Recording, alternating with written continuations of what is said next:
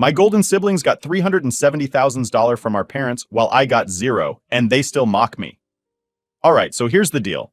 I'm 32, and I've pretty much always known I was the black sheep of my family. My parents, well, they had this thing where my older sister Ashley and my younger brother Kyle were practically golden. Like, no matter what they did, it was always worth celebrating. And I don't mean small stuff either. Growing up, Ashley could ace a test and it was like she solved world hunger. Kyle made a goal at a soccer game? Boom, instant hero. Meanwhile, I'd come home with decent grades or finish a part-time job shift, and all I'd get was a, "That's nice."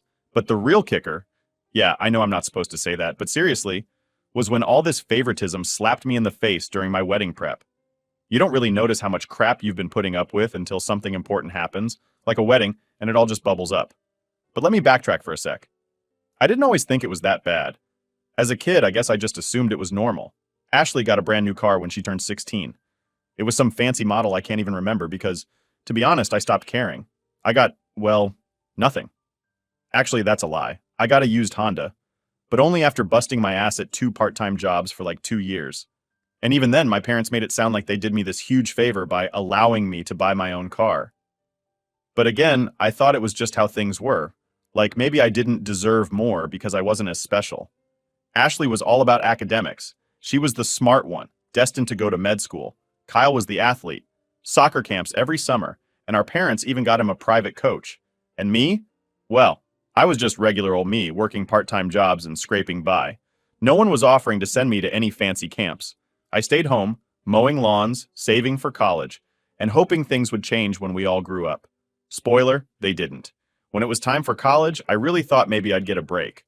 Like, okay, maybe they'd help me out since they covered everything for Ashley's private school tuition, and Kyle was already getting recruited by top schools for his sports stuff. But nope, they said something like, "Well, you're smart enough to figure it out." And that was it. I had to piece together scholarships, loans, and every part-time job I could get to afford community college before I transferred to a state school. Meanwhile, Ashley's tuition was fully covered, and Kyle had recruiters paying his way. Yeah, it stung, but I told myself, I'll show them by working harder. Fast forward to me meeting Natalie. She's honestly the best thing that ever happened to me. She didn't care about all that flashy stuff. Didn't care that I didn't have a fancy degree or wasn't pulling 6 figures like my siblings. She loved me for me. After 3 years of dating, I proposed and we were both on cloud 9. We started planning a small, intimate wedding, something we could afford without taking out a massive loan or, heaven forbid, asking my parents for help. That's when the real crap started to unravel. See, my mom, Linda, suddenly became super invested in the wedding plans. But it wasn't out of love or excitement. Nope. She kept pushing for a bigger event, saying stuff like, "Why don't you have it at that fancy golf resort? We can invite the whole family." I knew where this was going. It wasn't about us. It was about showing off to her friends and our extended family. I tried to be polite. I said, "Mom, we're happy with our small wedding. We've budgeted everything, and it's what we want." But she just wouldn't let up. "We'll help out," she insisted. I asked how much she was willing to chip in. She said $5,000, like it was some massive contribution. Keep in mind, she'd just spent over $150,000 on Ashley's wedding 2 years earlier. And that was just the wedding. That didn't include all the extras. Honeymoon, gifts, whatever. It wasn't even the money that pissed me off, though. It was the principle. She couldn't see that our wedding was important to us, not because of how much it cost, but because it was about us starting our lives together. Every time I declined her help, she looked at me like I'd insulted her, like it was somehow offensive that I didn't want to throw a huge party on her dime. Then, about a week before the wedding, I'm in the kitchen at my parents' house, and I overhear Kyle on the phone with my dad. He's talking about needing another $50K for a kitchen remodel. I'm not eavesdropping or anything, they're just talking really loudly. I hear my dad casually agree, like it's no big deal. Another 50 grand, just like that. I felt like my stomach dropped. Later that day, I confronted my dad. I asked if he was really giving Kyle $50K just for a remodel. He got all defensive, telling me it wasn't any of my business, but I couldn't let it go.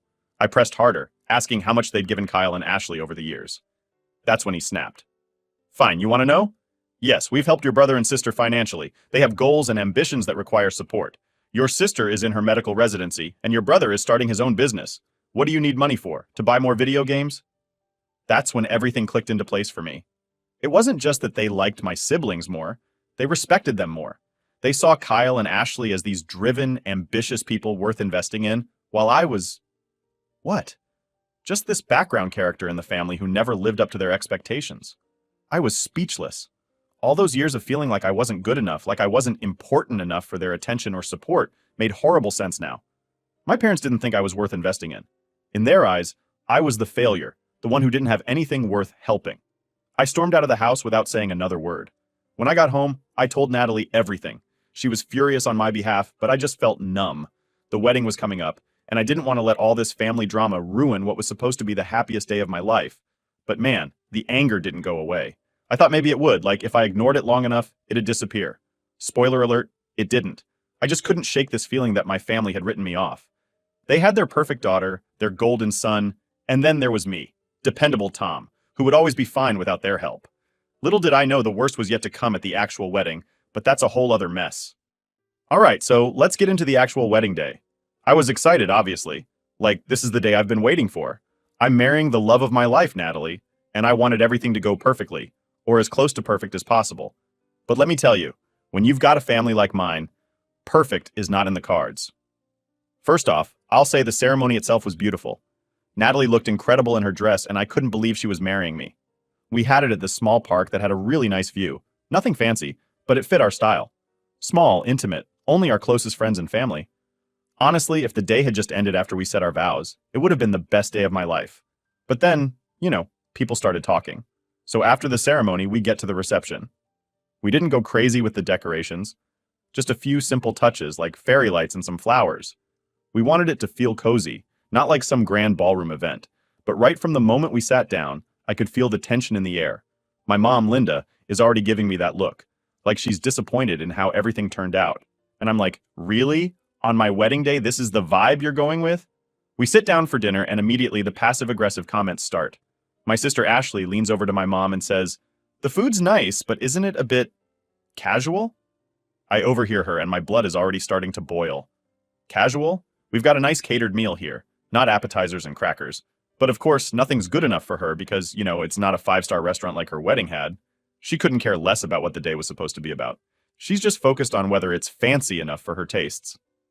Then there's Kyle, my golden boy brother, who's practically laughing at the whole setup. At one point, he's like, "Yeah, I'm taking everyone out to this fancy steakhouse later because I doubt anyone's getting full on this stuff." And I just froze. I was trying so hard to keep it together because, trust me, I didn't want to snap on my own wedding day. But inside, I was losing it. My own brother basically announces that our wedding isn't good enough for him and his bougie taste. He's treating it like some kind of joke, and it's humiliating. Natalie could sense I was getting pissed off, so she squeezed my hand and gave me this look that said, "It's okay, just let it go." I tried. I really tried. But every time I looked over at my family, they were either whispering to each other or checking their phones like they had better places to be. And I'm sitting there thinking, this is supposed to be one of the most important days of my life, and my own family can't even pretend to care.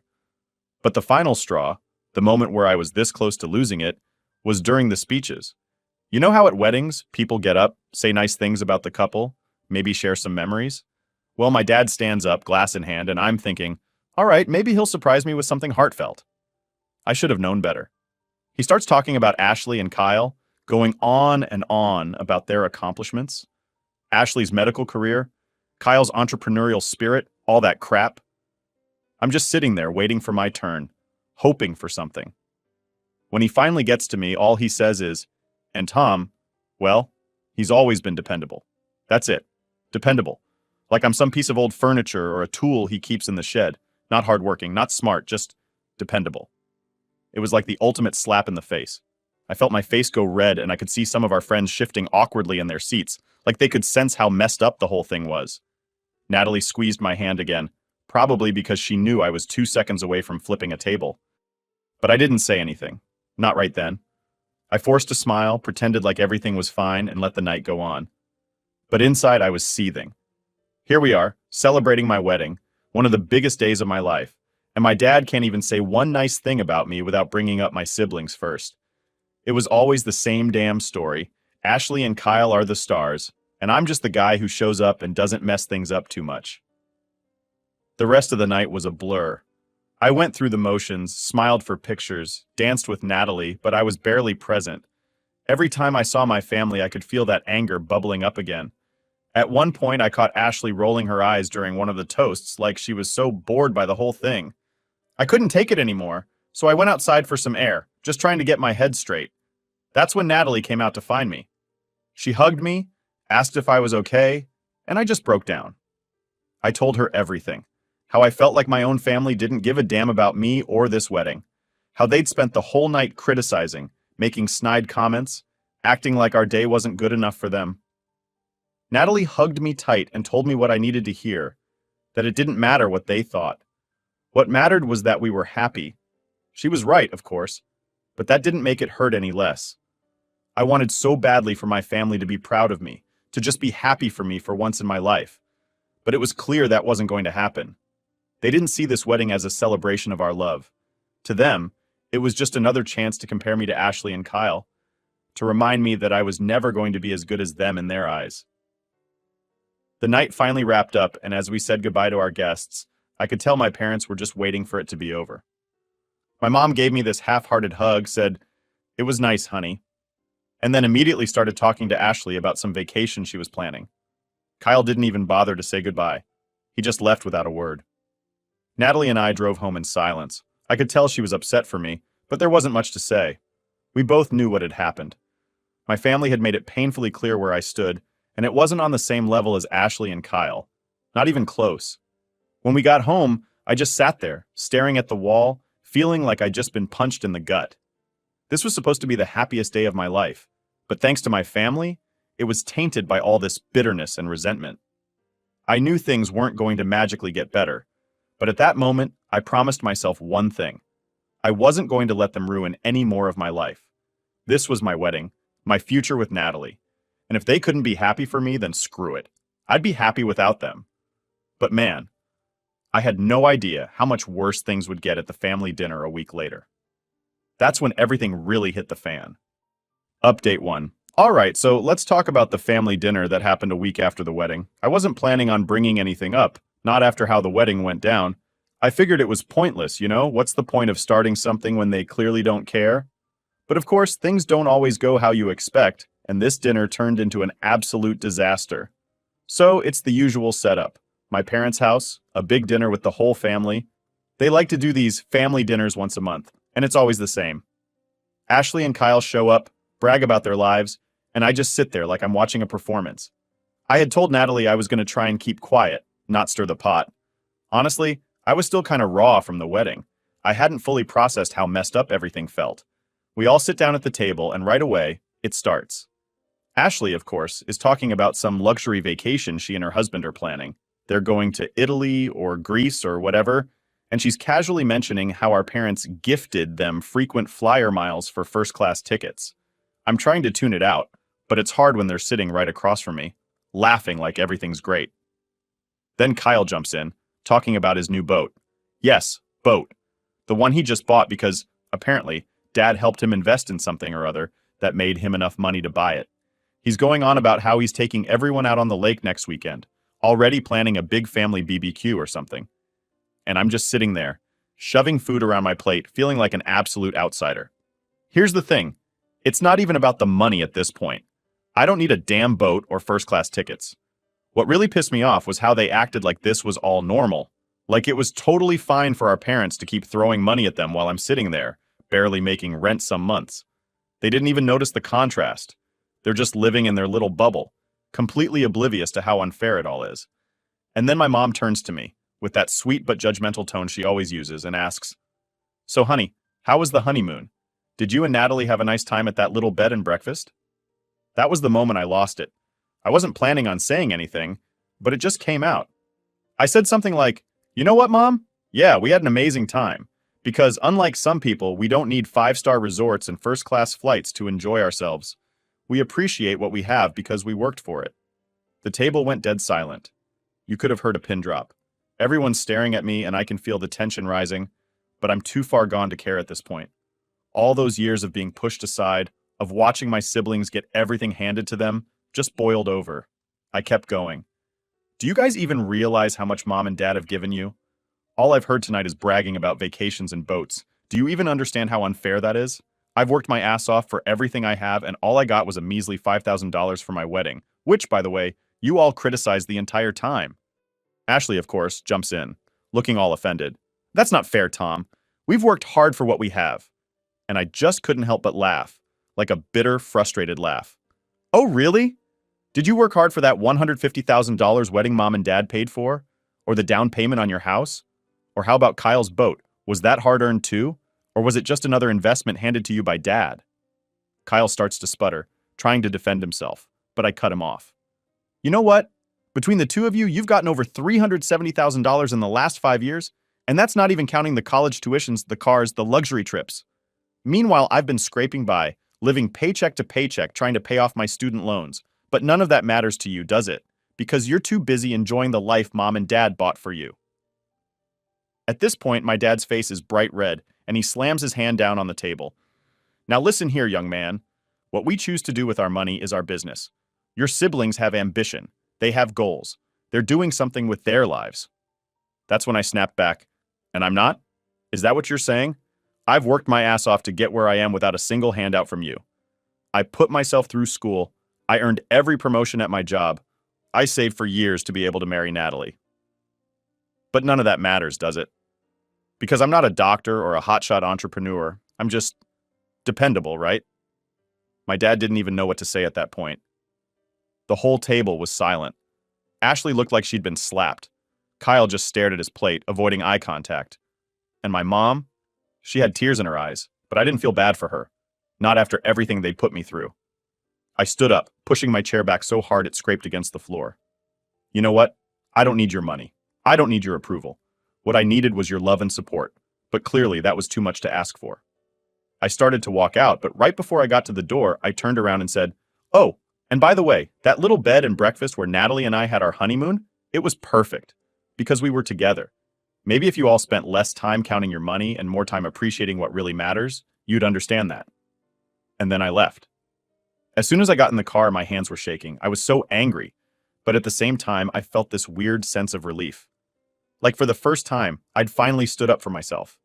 I didn't care what they thought anymore. I didn't need their approval. I was done being the dependable one who just silently put up with their crap. When I got home, Natalie was waiting for me. She didn't even have to ask what happened. One look at me, and she knew.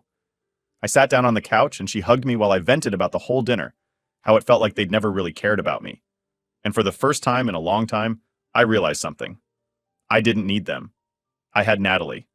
I had our life together. And that was enough. I wasn't going to let them control my happiness anymore. Update 2.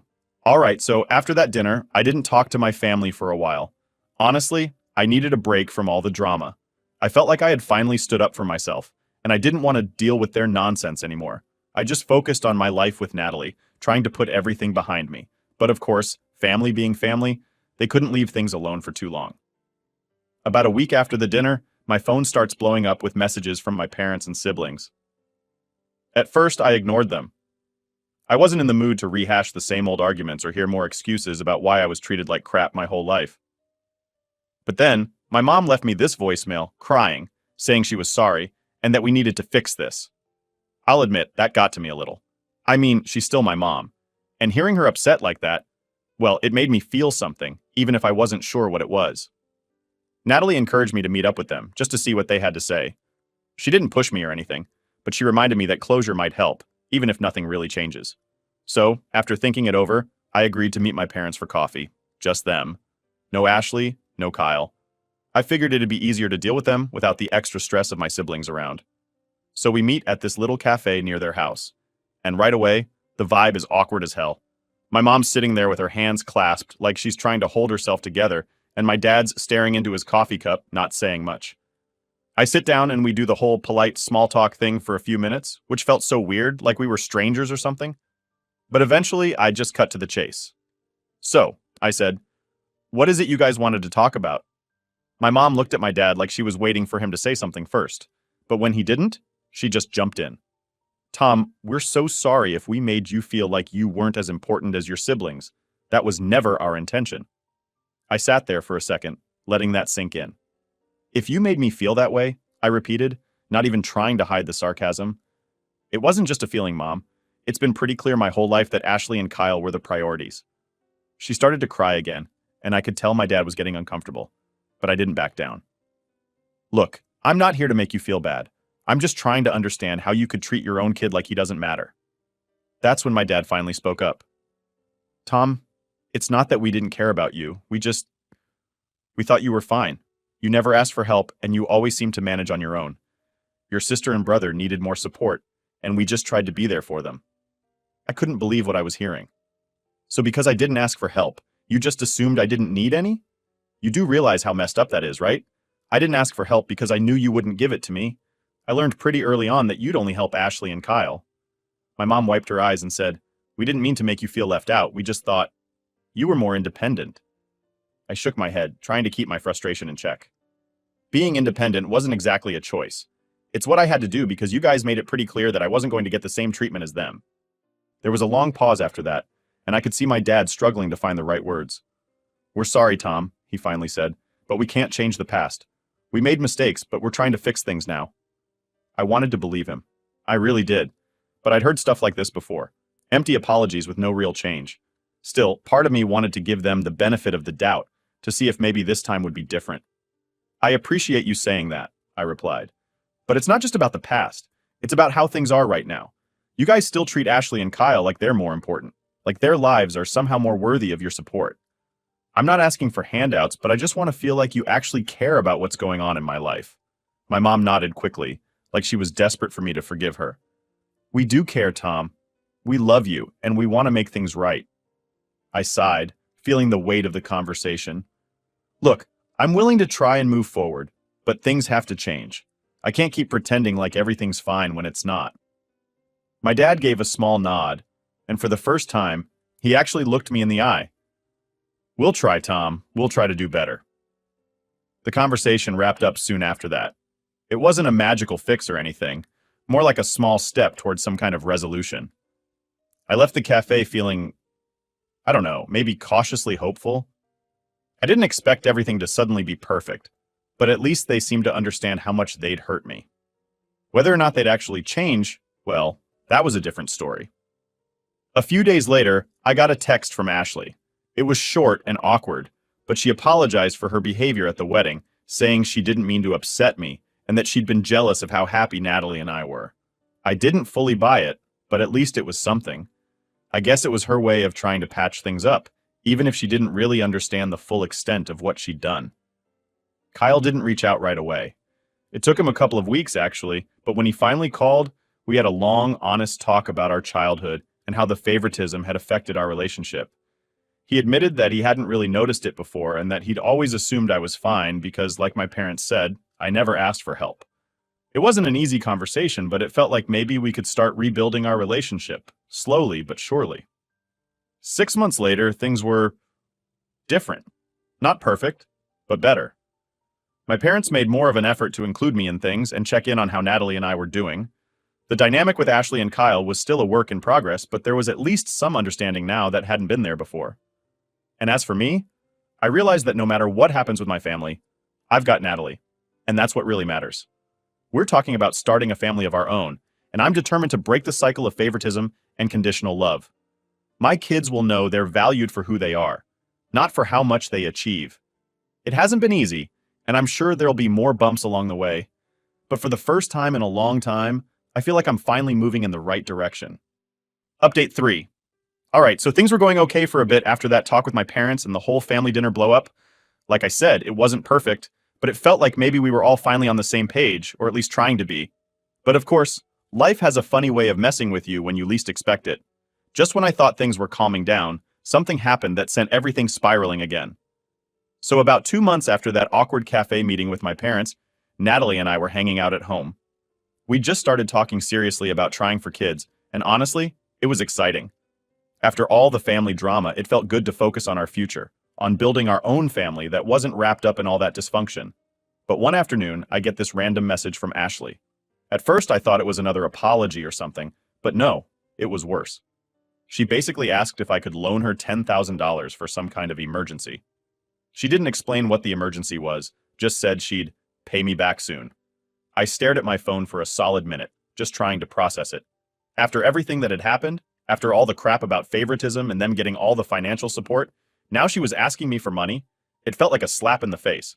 I didn't even know how to respond at first. I mean, yeah, it was my sister, but the audacity of her to ask for money after everything I'd laid out during that family dinner. I was pretty blunt in my reply. I just said, "No, I can't help you." That was it.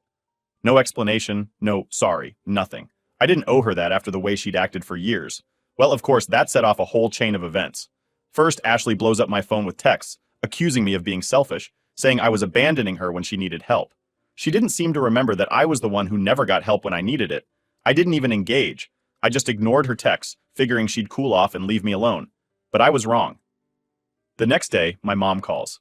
I could already tell from her voice that she was upset. She starts going on about how Ashley's going through a tough time and how family helps family. She actually had the nerve to say, if the roles were reversed, Ashley would help you.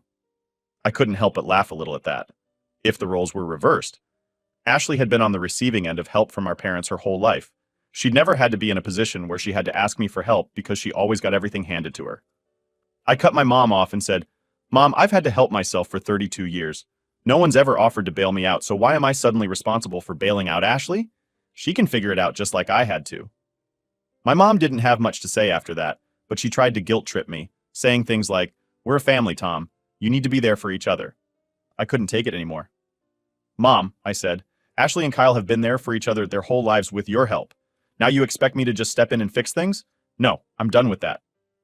We ended the call on a pretty sour note. I could feel the tension building again, like all the progress we'd made was starting to unravel. I thought maybe things would calm down after that, but nope, things got even worse. A few days later, I get this long email from my dad. It wasn't his usual style, which was surprising. He's normally the type to keep things short and to the point, but this was a full-on essay. He went on and on about how I needed to forgive and forget, and how Ashley was in a bad spot financially because her husband had lost his job. He basically guilted me the whole time, trying to make me feel like the bad guy for not stepping in to save my sister. The thing is, it wasn't even about the money. If Ashley had come to me years ago, before all the favoritism crap became so obvious, I probably would have helped her out. But now? Now it was about the principle. They didn't get to treat me like I didn't matter my whole life and then come crawling to me when things got tough for them. That's not how this worked. I didn't even bother replying to my dad's email. I wasn't going to get sucked into another guilt trip session, especially not after I'd finally started setting boundaries. I told Natalie what was going on, and she was totally supportive, like always. She reminded me that I had every right to say no, that I wasn't being selfish. I was just protecting myself from getting pulled back into their toxic dynamic. But here's the thing. Saying no didn't make me feel as good as I thought it would. Sure, I was standing up for myself, but at the same time, I couldn't shake this weird feeling of guilt. It wasn't that I regretted my decision, but more that I was realizing how deep the issues with my family went. I thought we were making progress, but this whole situation with Ashley and the money just proved that they still didn't get it. They still saw me as the dependable one, the one who was supposed to fix things without ever needing anything in return. In the weeks that followed, I distanced myself even more. I stopped replying to texts, stopped answering calls. I needed space. Natalie and I were focusing on our plans for the future, trying for kids, working on our careers, just living our lives without all the family baggage weighing us down. But every now and then, that nagging feeling would creep back in. Maybe it was because deep down, I still wanted their approval. Maybe I still wanted them to see me, to understand that I wasn't just the black sheep of the family. I was someone who had worked hard, who had built a life on my own without their help. It's been about 6 months since all that went down with Ashley, and honestly, things are still kind of tense. My parents have backed off a bit, but I can tell there's still some resentment there. They don't come out and say it, but I know they're disappointed that I didn't step up for my sister. And Ashley? We haven't talked since she asked for the money. Kyle's kept his distance too, probably because he knows I won't put up with his crap either. In a way, it's been freeing. I'm no longer tied to their expectations, no longer trying to fit into their version of what family should be. I've learned that sometimes the best thing you can do is set boundaries, even if it means pissing people off. At the end of the day, I've got Natalie, and that's what matters. We're building a life together, and it's a life that's free from all the drama and guilt trips. And as far as my family goes, well, I've realized that I don't need them to approve of me or my choices. I'm enough as I am, and that's all that really matters.